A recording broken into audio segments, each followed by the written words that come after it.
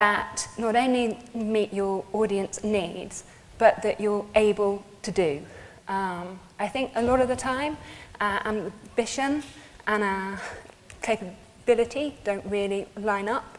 And I've spent the last year and a half working in the corporate world, having spent previously 15 years in the arts. And I'm sort of bringing a little bit of the pragmatism I've learnt over the last year.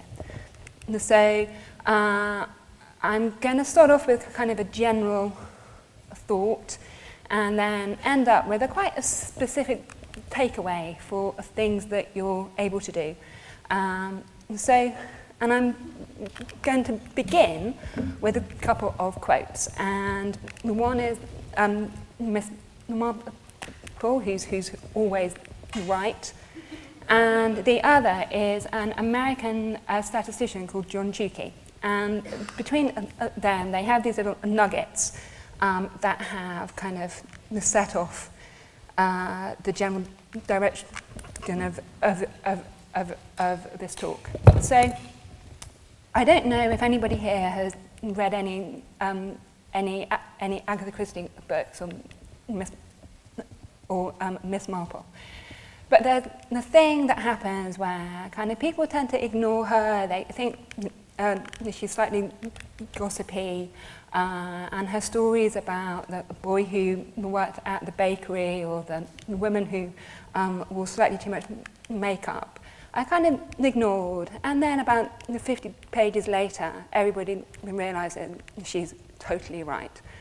So in the Pocket Full of Rhyme, she talks about her village and explains the reason for always kind of drawing back to the people who live there. And she says, you know, it's a nice village, there are good people there and bad.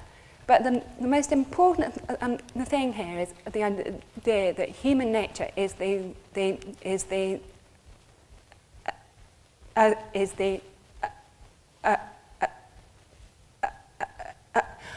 oh gosh, that was a noise. The same everywhere. Phew. And I'd like you to think about that, because although today we've had lots of research about drilling in the segmenting, there's actually an extent to which we can overthink it. And that really, you know, particularly if we're thinking about digital and creating the service, people are pretty similar. And the other quote is kind of the opposite to things like thought